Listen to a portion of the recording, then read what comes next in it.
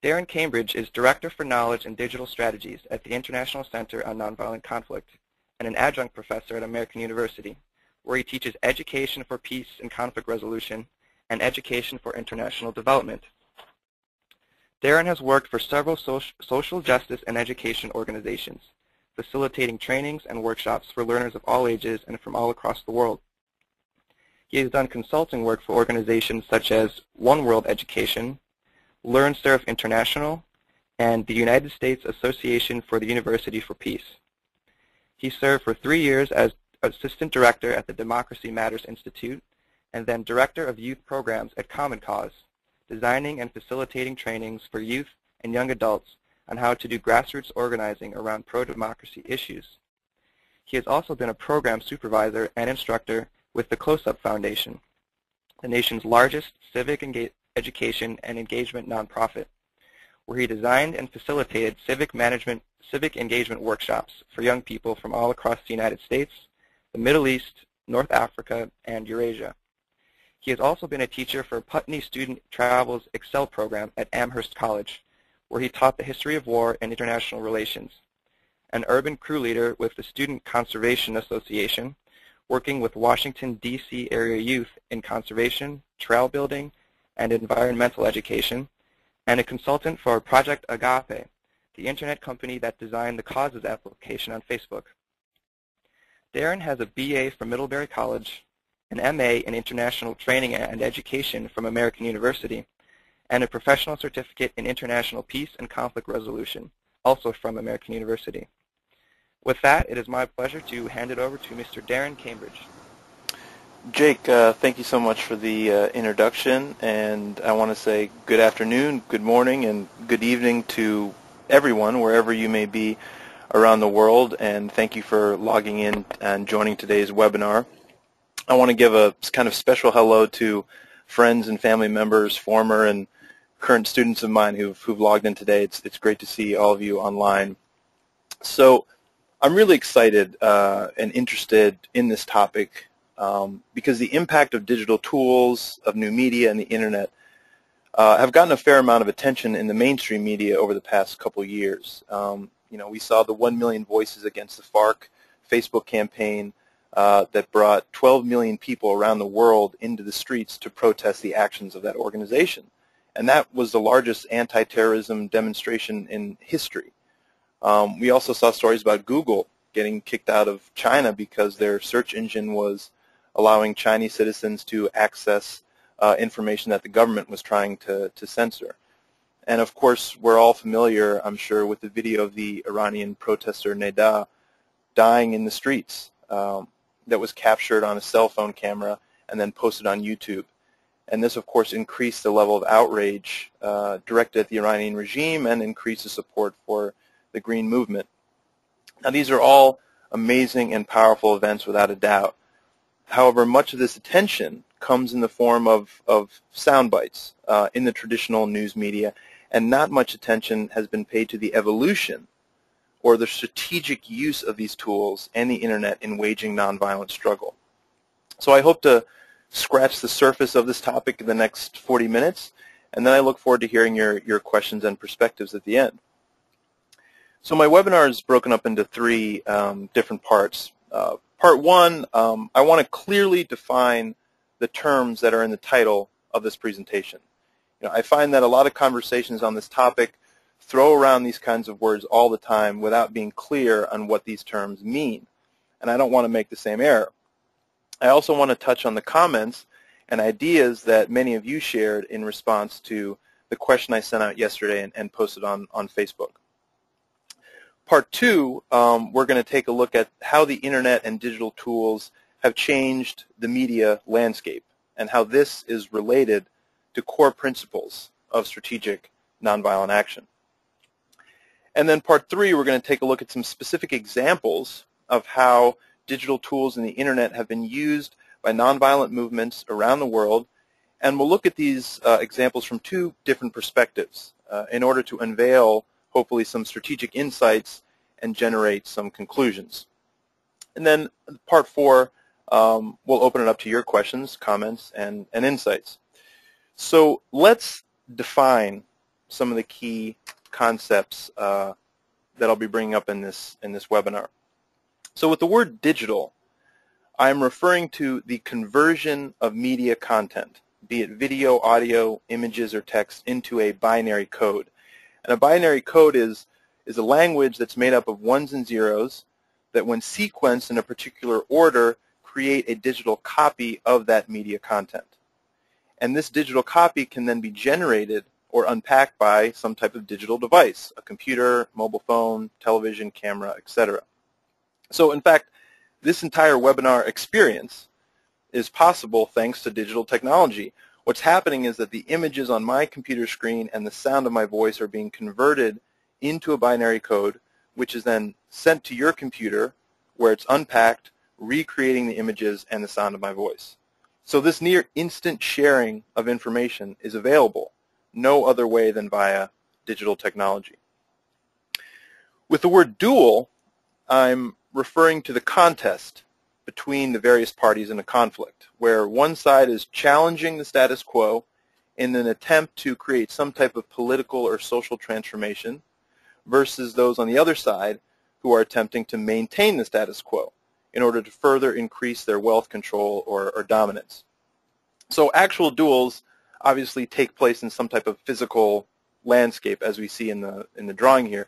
But in a digital world, duels, metaphorically speaking, exist in a non-physical space, where civil resistance movements are battling their adversaries in virtual or web-based spaces.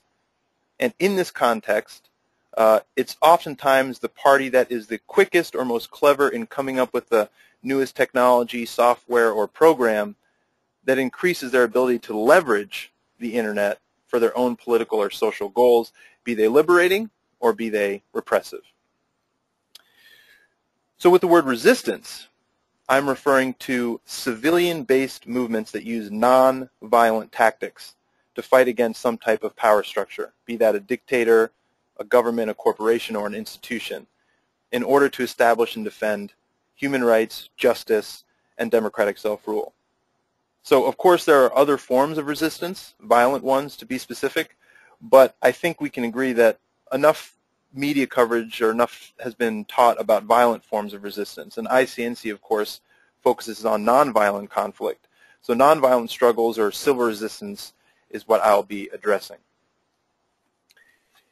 With the word repression, I'm referring to actions that are taken by power structures that attempt to stifle dissent, quash civic mobilization, or suppress any type of opposition to the established order. And this image here is probably one of the most powerful and iconic images of resistance in human history. You know, this is a single man facing down a line of Chinese tanks in Tiananmen Square in 1989. But repression can take on many faces. And in the digital era, repression may not exist in the physical world, but in an online world, it can exist there as well. And we'll take a quick look at some of those digital faces of repression.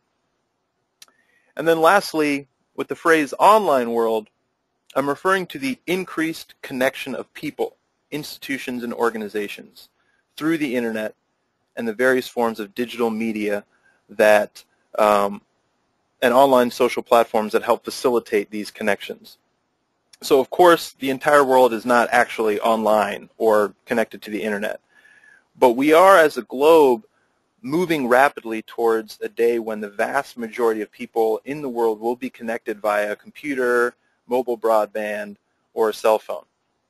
So these are the concepts to which I'll be referring throughout the webinar.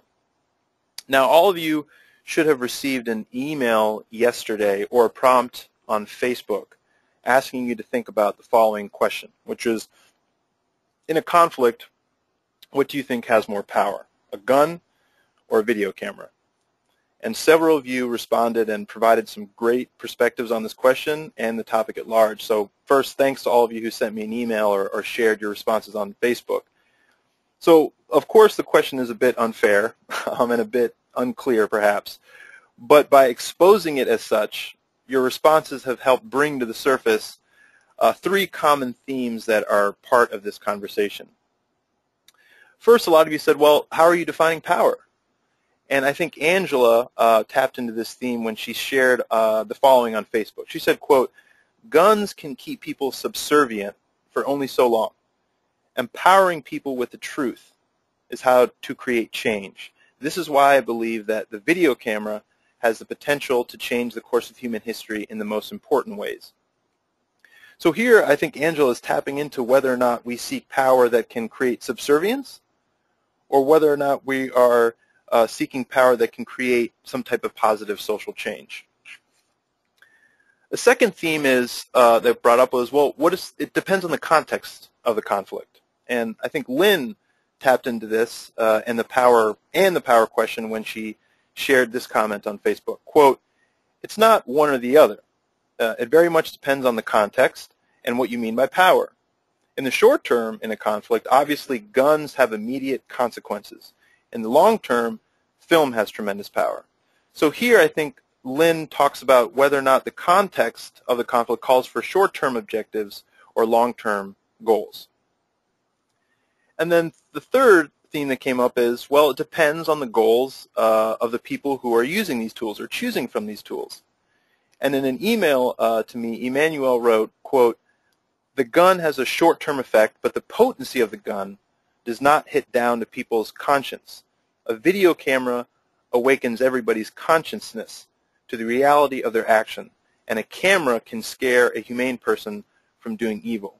So again, looking at this goal of tapping into people's conscience. Greg wrote something along these lines in an email. He said, quote, "If I need to physically dominate, I will always choose a gun over a video camera. But if I need to win over public opinion that then results in me gaining more physical power or resources as a result of those who come to believe my position and then support me with those resources or other kinds of resistance, then the video is more powerful for its internal powers of persuasion." So everybody, you've really tapped into these key questions regarding the specific contexts of each conflict, the ways in which the parties to the conflict understand and view and define power, and the goals of the parties in the conflict. So without question, guns and other tools of violence clearly have the ability to wield a certain type of power. But nonviolent movements don't use tools of violence, either because the use of violent tools is simply not an option, or they are morally opposed to using violence, or, and this is the most common reason, nonviolent movements have made a strategic decision that using nonviolent methods of resistance are the most pragmatic way to wage their struggle. So given that, the video camera and other digital tools must be analyzed strategically, just as the use of guns, tanks, and bombs are by armed struggles. So let's unpack this idea of the video camera and digital activism a bit more.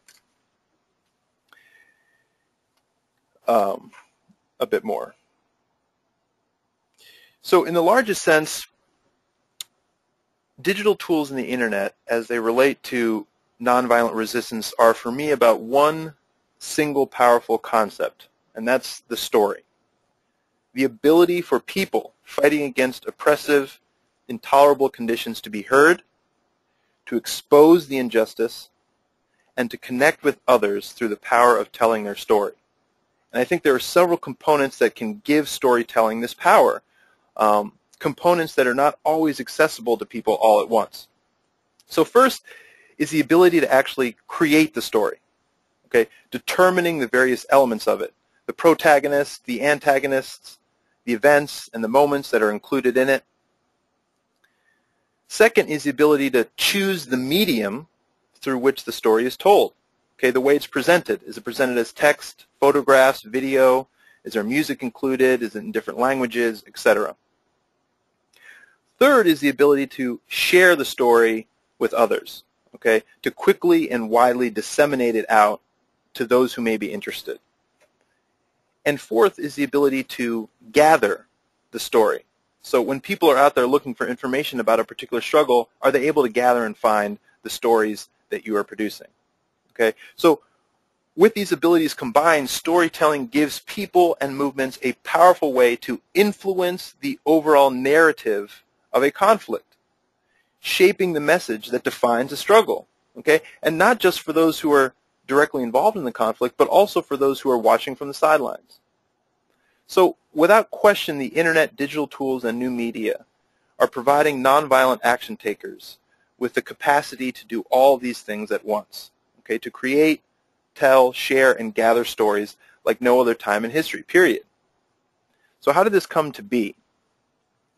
Well, if we briefly track the evolution of storytelling and information sharing, okay, the different tools and methods, we will also see how the power of storytelling and the abilities that I've just mentioned have also evolved. Humans have used oral forms of communication for as long as we've been able to form words and sounds. We've been telling stories in the form of myths, teachings, or proverbs, through poems, theater, music, basic spoken word. And this remains one of the most effective and self-empowered ways to share information because we all as individuals have this capacity. But every new storytelling advancements since then, okay, the written word, the printing press, the telephone, the radio, and the television have little by little taken the power of storytelling away from the individual and given it to a select class of people who control these new forms of media. So all these advancements, without a doubt, they've increased the transmission of information. But each of these advancements has also started consolidating the power of creating, telling, and sharing stories into fewer and fewer hands, especially when we start relying on these various forms of communication more and more. The written word was dominated by scribes, largely committed to spreading certain religious stories. The printing press became dominated by newspaper companies and publishing companies. The radio and television stations are increasingly dominated by either corporate media conglomerates or autocratic regimes. But lingering in the background, since about the late 1960s, the idea of the internet was being cultivated. The internet was actually invented by the American military, and it gave defense research departments the ability to instantly communicate and share text with one another across long distances. But it wasn't until the 1990s that the internet was opened up to the public, and ordinary people started sending emails. They started contributing to online forums, meeting people in chat rooms, creating their own websites, sharing pictures on Flickr and videos on YouTube, essentially creating a new virtual space for creating, telling, sharing, and gathering. So it was the internet that brought forth the distinction between traditional media and new media, which is sometimes called social media. So the way traditional media works is that it gives, like I said, a relatively small professional class of individuals the power to determine what information is worthy of being disseminated. And they do this by filtering through various stories and perspectives and then distributing or broadcasting that selected information through their various forms of media, be it a television station, a newspaper, or a radio station. So professional editors and publishers wield a tremendous amount of power. Okay? In traditional media landscape, they use tools like their production studios, their radio towers, and their printing presses. And these are tools that most people do not have access to. So this creates a very top-down approach to information sharing that leaves the power of content creation, of storytelling, and dissemination to a select few. And like I said before, as corporate media conglomerates have increased in size and autocratic regimes find new ways to clamp down on traditional media in their own countries, the select few can grow even more and more powerful in this landscape of traditional media. Now, new media, on the other hand, it flips the dynamic of how information is filtered and disseminated. And it fundamentally changes the relationship between the people and the information. New media tools and platforms have some combination of three characteristics. First, people can actually generate content themselves, and they can self-publish right alongside the big boys and the big guns of traditional media. Examples include blogs, Twitter feeds, YouTube channels, or creating your own website. Okay, with the internet, people have been given a platform that provides a relatively cheap way to share information, and they don't need an expensive publishing company. that's controlled by a handful of people or a government to distribute their musical album, their book, their movie, or their magazine. Second, people then become their own filter.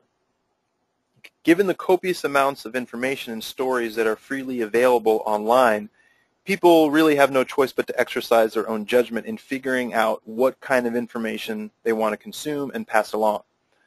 So again, the filtering of information is shifted towards the individual and away from the professional class that has dominated traditional media. And third, people are now able to contribute to the content that is being disseminated. And this is because all this media has been digitized in this landscape. When people consume information through the internet, they have the opportunity to comment on that story, to share links that can drive people to other sources related to that information. And in that conversation, they can add to the richness of the story by providing other perspectives that can make that story more relevant.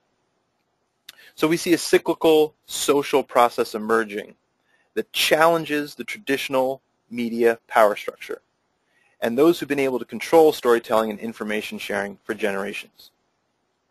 So why is this shifting power dynamic of storytelling appealing to nonviolent movements? Well, it taps into one of the key principles of nonviolent action. One of the fundamental ideas that's at the foundation of nonviolent conflict is how people understand and define power. So going back to what you all mentioned in your comments. So Gene Sharp, considered by many to be the leading theorist on strategic nonviolent conflict, he lays out two different views of power. First is a monolithic view of power, which sees people as being dependent on the goodwill of their government or the power structure to which they belong. This in turn reinforces a top-down approach to the exercise of power, and it leads people to believe that power is self-perpetuating, that is durable, and that it's nearly impossible for ordinary people to challenge.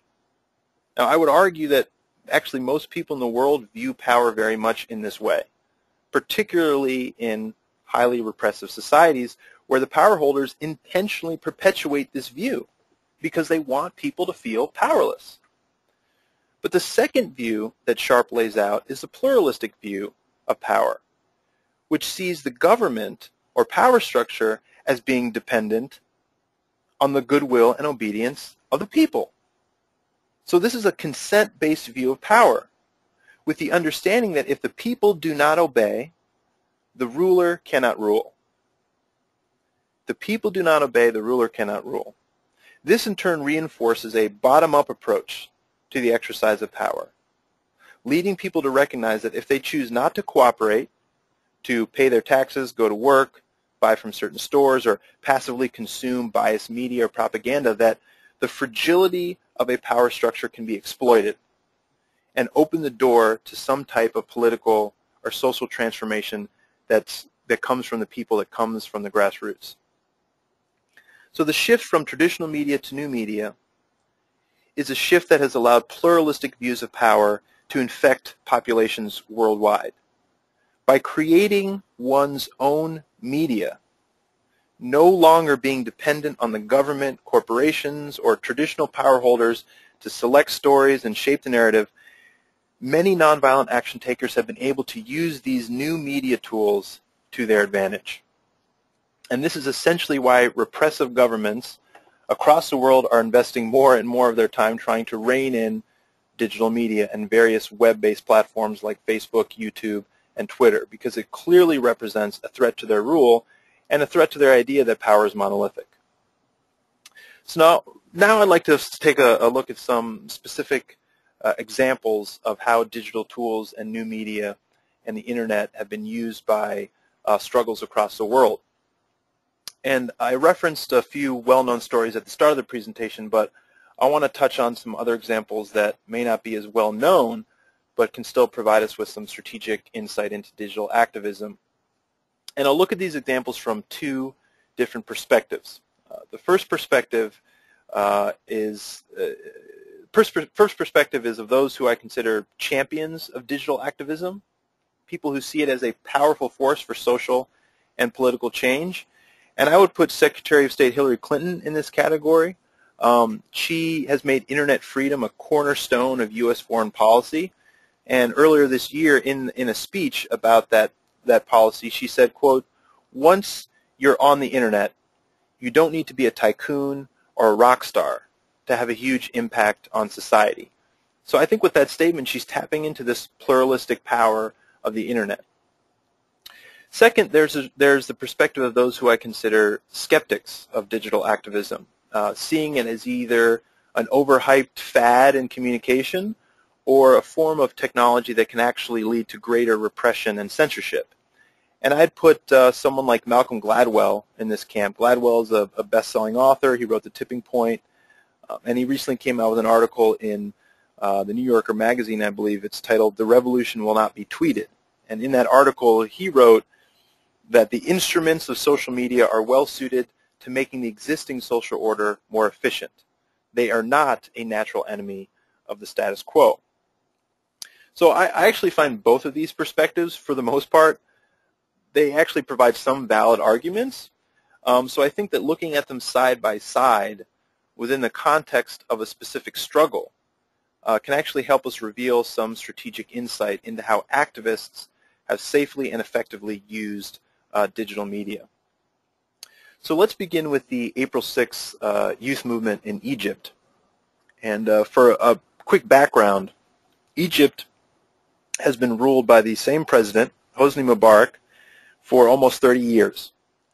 An emergency law has been in place in Egypt during his entire tenure as president, and this gives the president and his security forces essentially unchecked power to detain people, especially those who pose some type of threat to the established order. And while in custody, demonstrators and opposition members have been beaten, tortured, and killed. Occurrences that until recently have essentially gone unreported. In addition, it's almost impossible under Egypt's current political system for any opposition candidate or party to really threaten Mubarak's hold on power. And in response to these oppressive political conditions, a coalition of activists emerged calling themselves Kafaya, which in Arabic means enough. And these groups worked together, pressing for different types of political and social reforms. And in 2008, the leaders of this group sought to mobilize people to join a workers' strike that was set to take place on April 6th of that year. And two young members of this group, Ezra Abdel Fattah and Ahmed Maher, proceeded then to start a Facebook group informing people of this strike. And within 24 hours, over 3,000 people had joined this group. By the end of March, okay, just soon before the strike, there were 40,000 people in this group. But this page was about more than people joining the group. It would soon come to represent something far greater than a Facebook group page. It represented a new opening for political speech, debate, and dissent, something that had been sitting dormant in Egypt's population for far too long. So looking at this campaign from the champion's perspective, the April 6th youth movement has created a new space for political speech, which is incredibly important in a country where it is illegal for 5 or more people to congregate in the streets. Okay, if they do this, it's considered an illegal demonstration. So people may not be able to congregate in the streets physically, but they can congregate online, virtually. And it is in this space where they debate political issues. They share videos and pictures and links that speak to the need for political reform. Okay, that image I showed earlier of the people beating that demonstrator on the ground was made available by a website called tortureInEgypt.net, which is put together by a young woman to expose the abuses that people face at the hands of the security forces.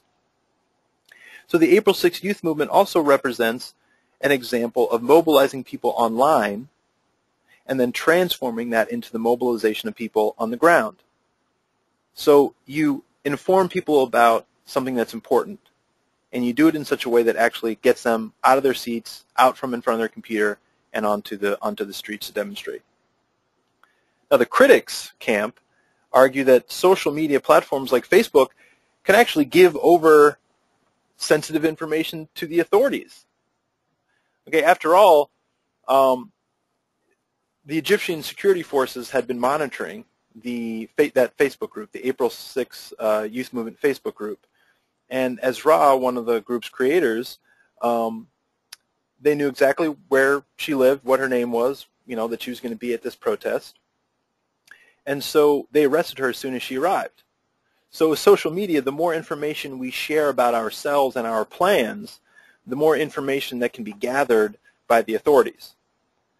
Second, it's been argued that social media relies on weak social ties or weak social links as opposed to strong social links. Strong social links, which people argue are what's really required to get people involved in direct nonviolent action or anything beyond simply joining a Facebook group. So I think valid arguments made on both sides. So what can we learn from these about strategy? Well, first, anonymity may be a necessary requirement if social media platforms like Facebook are going to be used.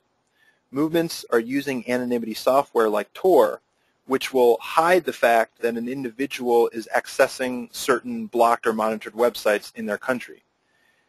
Activists are also developing secret codes or fake identities online, realizing that sharing their actual names, jobs, or location could actually put them at risk.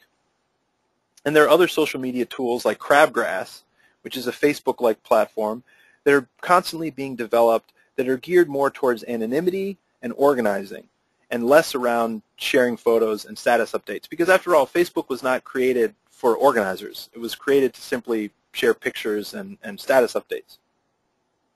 Second, activists have successfully used activists who have successfully used Facebook have gone beyond the Facebook group and used the information from people's profiles to really identify individuals who can take or lead direct action.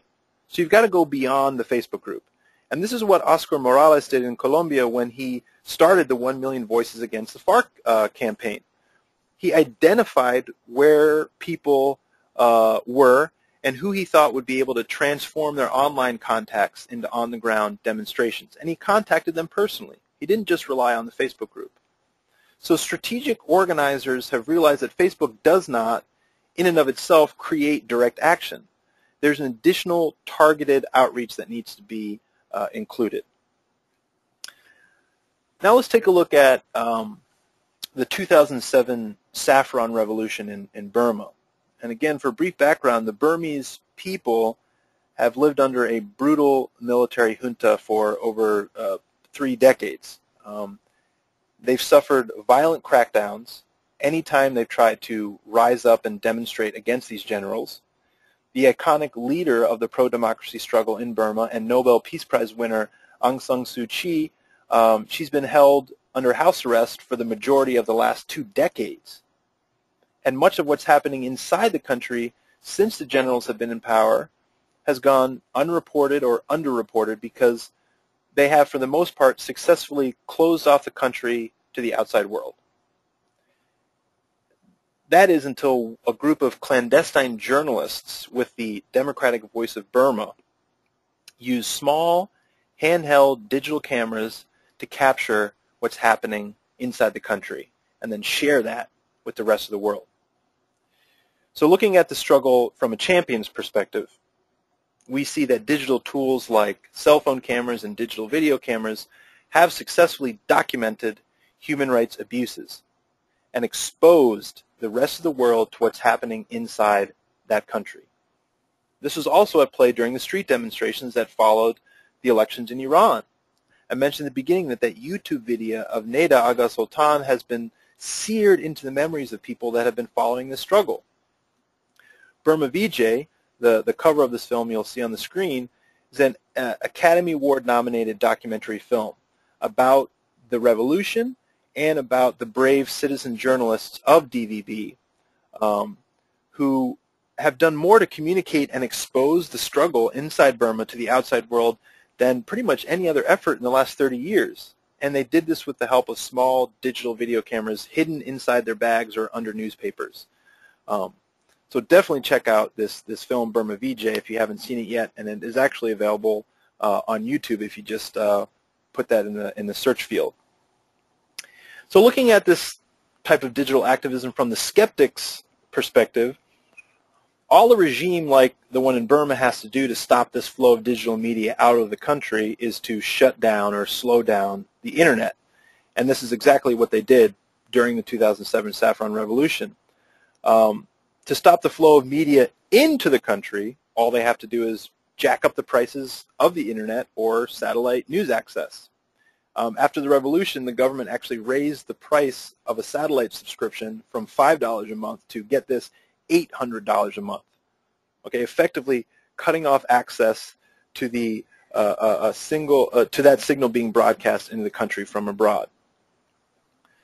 So looking at these perspectives together, we can learn a little bit about strategy. And one is to not rely on a single source or mode of information sharing.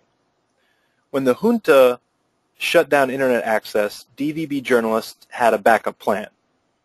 They would store the digital content on memory cards or thumb drives and smuggle them across the Thai-Burma border and then send the media out from Thailand. Or they would use regular mail to ship the media to Norway, where it was then turned into a broadcast reaching the larger world.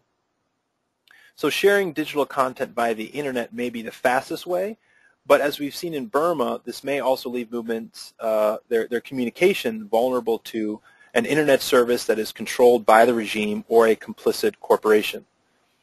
Second, the effectiveness of using digital media tools depends largely on the audience you're trying to reach or influence.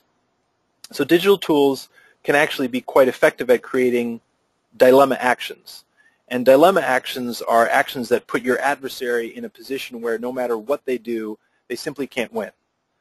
So if a movement, for example, uses a web-based platform that is very popular among the rest of the population, and the movement's actions on that platform force the regime to shut that platform down entirely, that then affects the millions of other people who are using the platform for apolitical reasons. So that can quickly take someone who's on the fence in a conflict and then start shifting their allegiance towards the movement because this idea or the injustice of censorship is starting to impact them. And this is a technique or strategy that movements around the world have used, particularly in Vietnam, using the web publishing platform Blogger. They'll post a lot of their information on Blogger, knowing that a lot of other people in Vietnam use Blogger for their own personal blogs. And so the regime is stuck. If they shut down Blogger, they get a lot of grief from a lot more people they otherwise wouldn't have gotten grief from. So finally, let's take a look at the 2004 Orange Revolution in Ukraine. And in the years preceding the 2004 presidential elections in Ukraine, then President Leonid Kuchma and his officials began threatening and intimidating members of the opposition in an effort to consolidate power and to set up Kuchma's chosen successor, Viktor Yanukovych, for success in 2004. The Kuchma government also exercised censorship and control over the mainstream media. This is one of their strategies. They wanted to kill any story that was in any way critical of the government. But this effort by the government did not stop Georgy Gungadze, however, from exposing corruption within the Kuchma regime. In 2000, Georgy co-founded the news website Ukrainska Pravda as a way to sidestep the government-controlled media and provide Ukrainians with opposing viewpoints and investigative stories. Shortly after the website launched, the Kuchma government felt threatened, and they arranged actually to have Georgy kidnapped and beheaded. And this would later be revealed in a recorded conversation between Kuchma and some of his top officials. So by the time the 2004 presidential race approached, civil society groups had been sufficiently outraged at these attempts by the Kuchma government to rule autocratically, and they decided to wage a campaign to ensure that the elections in 2004 would be free and they would be fair. And one of these campaigns was led by the youth civil society group Pora. They organized a campaign to get out the vote and a campaign to monitor the elections to make sure that if there were any cases of voter intimidation or election fraud, that they would be recorded and documented. And if the election were deemed unfair or rigged, they would be ready to organize people in the streets, and that's exactly what they did. Now, they used several tactics, but in their post-campaign report, PORA cited the use of cell phones and SMS text messaging as being integral to their communication with movement members across the country, to mobilize protest action where needed, and to help coordinate the distribution of resources for the tent cities that were set up across the country. So looking at this from the champion's perspective, cell phones and text messaging provide a cheap, fast, simple way to communicate in real time throughout a campaign. People were instantly informed about developments and what needed to be done. And cell phones are also becoming the most widely used device in the world. There are currently 4 billion cell phone subscriptions in the world, and it's growing the fastest in the developing world. So not many people have a computer with an internet connection, but a lot of people do have cell phones. Looking at this from the skeptic's perspective, they still see that there are technological barriers that prevent people from being involved in the struggle. So maybe not just with the device, but maybe with the platforms that share SMS messages.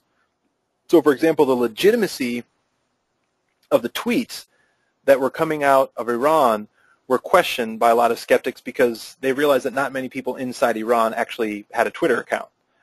In addition, if a cell phone service is controlled by the government, they could simply jam the signal or shut down the texting service. So looking at these perspectives together, we can see 2 strategic insights. One, again, is to be clear on the audience you're trying to reach with a specific tool. SMS texting worked well for PORA because they used it primarily among each other to coordinate and organize. Okay, if they were relying on texting to reach everyone in the country with in-depth reports, that probably would not have worked out so well. Second, texting can still be used to support a movement without drawing much attention from the government to a point where the government feels like they need to shut it down. The way to do that is you can cultivate and share memes, which are cultural symbols or ideas or practices, and you can pass those along via text messaging. And that can be a way to effectively build solidarity and involve people in the movement in a very low-risk way. So you can pass along jokes about your adversary or movement slogans in the form of text messages. And so you receive a text message from somebody and you pass it along to 5 of your friends, they pass it along to 5 of their friends, and it's a very subtle, low-risk way for people to build solidarity in a movement. And this has been done in struggles around the world. So to conclude, the emerging role of digital tools, new media, and the internet in waging civil resistance has provided activists with new strategies and techniques that were until recently simply impossible. But the strategic use of these tools and media are wrapped up in the very ideas and concepts that all of you shared in your responses to the guns versus video camera question. So first, how we understand and define power will determine how we view the potential impact of digital tools in waging a struggle. If pluralistic power is fueling a movement strategy, then digital tools are more likely to utilize a grassroots, civilian-based approach that can keep a nonviolent movement strong, sustainable, and viable. Second, the specific context of each conflict, the adversary, the movement, the general population, third-party actors, etc., that should determine how, when, and if to use digital tools. There is no single digital tool or online platform that will work for every movement. It depends on each given situation. And finally, the goals of the movement must shape how digital tools are used, not the other way around. Does the movement want to mobilize people for direct action? Do they want to sway public opinion? Do they want to create dilemma actions? Do they want to organize and coordinate amongst themselves, reach third parties, shame their opponent, etc.? Goals should define the objectives, and having clear objectives will help movements make wise choices regarding their use of digital tools and new media. And nonviolent action takers around the world are teaching us this every single day. So with that, I want to thank all of you for listening, and now I'd like to open it up to your questions and your comments. And I will call on people who've raised their hand. So the first one here comes from Ivana Aristide, and she says, how effective is online activism regarding United Nations policy system? Well, I'm not totally familiar, to be honest with you, with the United Nations policy system or what you really mean by that. But I think that going back to this idea of who's generating and telling stories about events that are happening around the world, the stories and information that come out are, I think, a little more rooted in what ordinary people are facing, whether they're victims of genocide or they're living in abject poverty, or they're involved in the struggle, or they're facing types of repression. I think the United Nations has access to a lot of this information and perspectives from people on the ground, as opposed to what the mainstream media or diplomats or elites in society are saying. So I think that will definitely have an impact on how the United Nations views conflicts around the world, because they're just exposed more and more to some of the harsh realities that were, I think, before then not accessible to people. Okay, I've got a question here from Maria Varela. Maria, please introduce yourself and go ahead with your question, comment, or insight. Can you hear me? Yes, we can hear you. Oh, good. I just wanted to make a comment that sort of in response to yours, that resistance methods until recently were just simply impossible, and say that much of what has gone on in the 21st century is built on the 20th century civil rights movements. And when you have youth involved in movements, they always bring innovation. The Student Nonviolent Coordinating Committee, for example, had its own photography department in response to the fact that the media was only covering the stars and not the ordinary leadership in the movement. They also used theater, they used symbols, were among the first to use celebrities as a part of their sort of bringing attention. Their memes were, for example, the black hand and the white hand clasped together, also later on Black Power, and the Panther.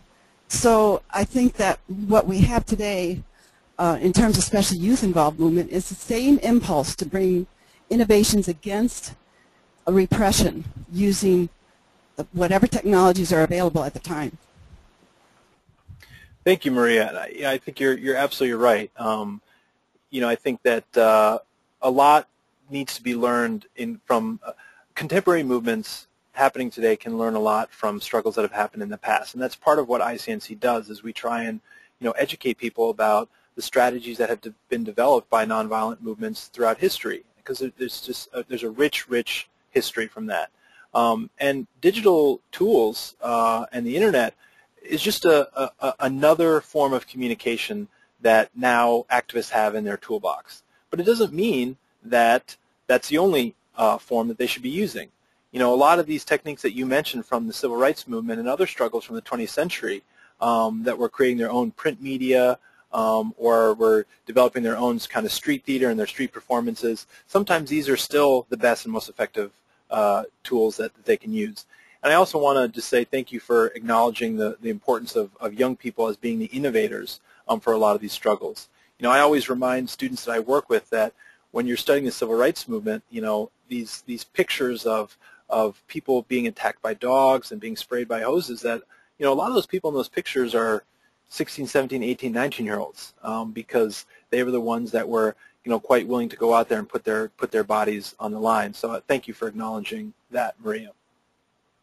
Our next question comes from Israel Alonzo. Please go ahead, introduce yourself, and go ahead with your question, comment, or insight. Yes, we can hear you, Israel. Yes. Hi, thanks for the opportunity. It was a very good presentation. I'm with the Development Research Center, and I had a question about the relationship between the there seems to be a disconnect in some of the policies, the foreign policy of the United States when it comes to these type of technologies. And what I've been reading, like for instance, from people in the Middle East, is that on the one side, you have American NGOs promoting freedom of expression in all of these repressing environments, but then at the same time, the United States government maintains positive relationships with some of these repressive governments. So I wanted to have your views on that, and is this and sometimes the extent to which activists on the ground maintain relationships with American NGOs, it's not even actually helping them. Sometimes it's actually a problem for them. It becomes an additional problem that they have to face. Thank you, Israel, for your comments. I agree with you 100%. There's a lot of conflicts of interest and mixed messages that are shared in the foreign policy community across the world, globally, internationally, not just from the United States to other countries, but other kind of bilateral relationships. I don't work in the halls of the State Department or in the foreign policy community, so I don't want to necessarily speak for them. But I guess from my kind of humble opinion, I think that one thing that I think is beginning to emerge and I think is integral to civil resistance is that at a certain point, civil resistance movements, when they recognize their ability to be the real, how do I put it, engines for change, the support or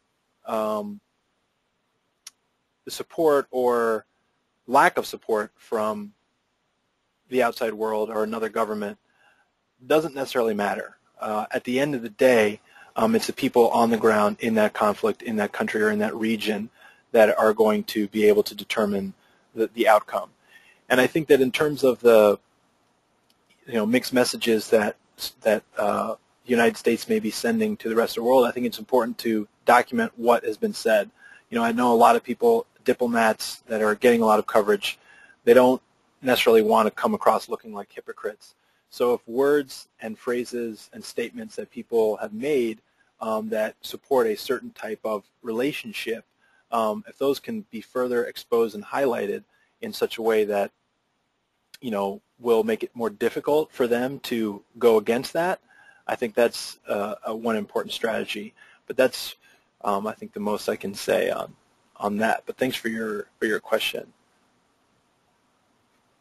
Got a text and question here from Lee Smithy, and he says, does the internet and the proliferating platforms for digital media produce a more dynamic environment for creating increasingly resonant and critical messages through culture jamming, humor, etc., like Yes Men and Adbusters?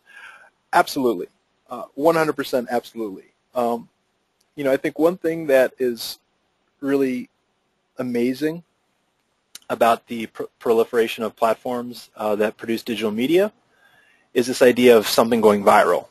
And what that essentially means, for those of you who haven't heard it, is that somebody creates something and puts it up on the web, and there's something about it that resonates with people. It's either extremely hilarious, very creative, very provocative, very timely, that it immediately just starts to be shared. People start emailing it to each other, they start liking it on Facebook, they start posting it on their blogs, and before you know it, a video that was posted one day, in a week, over 1 million people have viewed it, because it just really taps into something that people have been feeling or wanting to say, and someone has been able to capture it in such a way that resonates with people. And so it goes viral, meaning that it infects people like a virus. I get something and I sneeze on somebody, and then they sneeze on 5 people, and so forth. So I think that this whole idea of culture jamming and using humor, it's one of the greatest threats to I think corporations who, like I said in the presentation, up until now have really been able to control messages, about their companies. They pay millions and millions of dollars to pay people to create their brand and communicate a message to the people that this is who we are and this is what we stand for.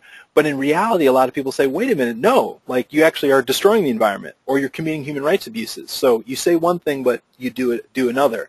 And I think that these platforms allow people to give that alternative perspective. And so I think without a doubt it's been amazing. And for those of you who haven't seen Yes Men, it's an absolutely hilarious film that literally pokes fun of the WTO and kind of international free trade and kind of what's said about that.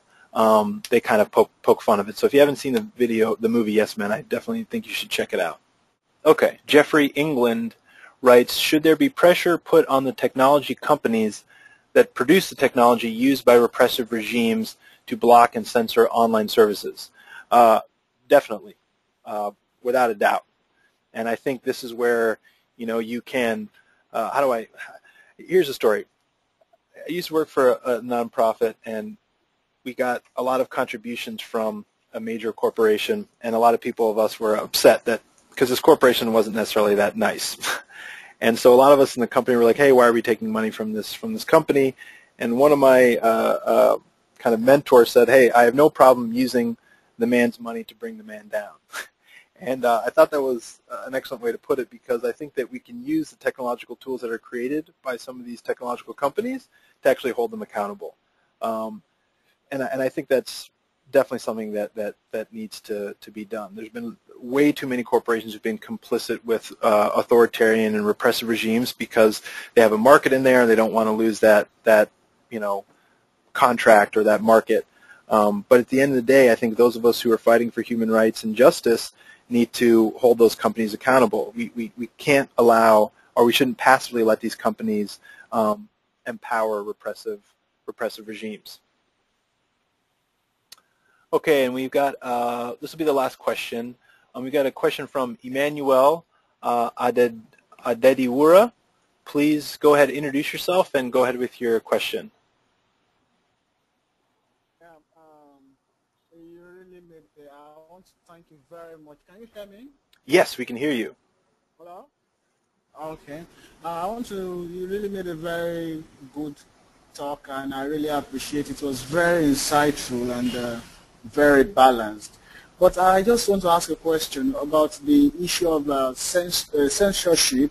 Most of the internet platforms we have nowadays, as people make comments, as they talk, as they say one or two things, we discover that some of these are information that were passed through, or some of the things, as we're even talking right now, some of them are traceable, and the international community, the world at large, or the government can request for some of this classified information and use it to their advantage. Recently, we had that the President of the United States is considering an option of having access to everybody information, internet privacy. How do we manage that in the light of people trying to go online and do one or two things? Yeah, thanks for your question. There are several programs out there that can create anonymity online relatively well.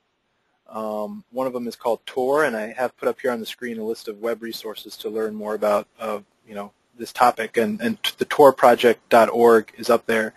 And the way that system works is essentially governments or people can track who's looking at certain sites based off of an IP address. So each computer has its own kind of ID, if you will. And so if I'm using my computer to access a website, people can say, oh, this computer in this location was looking at this website, and we consider this website, subversive or whatever. And so they can come to your house or your internet cafe and find you and arrest you. So people want to find a way around that. And the way to do that is to essentially access a censored website or a website that's considered subversive by routing your access to that through a bunch of other computers.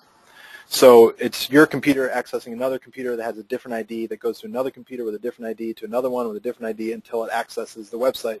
So it kind of, there's no way that they can trace where exactly that computer where the original computer was. So if you're interested in gaining anonymous access to certain websites, I definitely recommend going to torproject.org and downloading that software. It's relatively easy to install on your computer. I think the other thing too, and I mentioned this in the presentation, is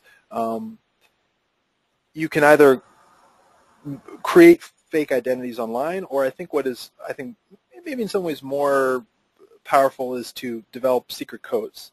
And there are many struggles and activists around the world who, for example, in China, there are certain things that you're not supposed to talk about on blogs, like Tiananmen Square or Falun Gong or the Dalai Lama.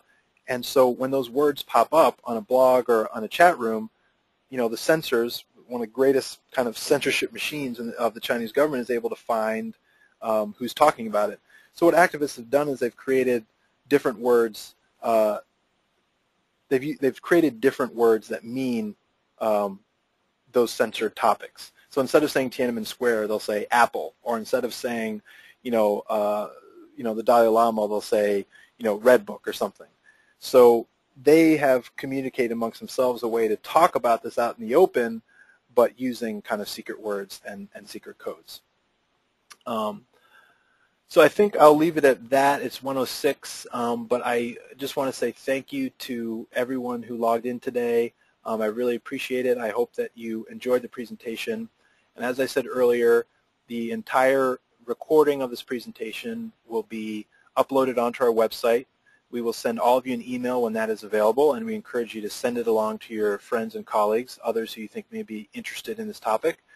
I'll also be sharing the PowerPoint, so all of you will have access to that. And in the same way that I asked you to kind of participate in a social media conversation prior to this webinar, I'm also going to invite you to participate in a social media conversation after this webinar. And I'll explain all that in an email that we'll send to you either later today or tomorrow.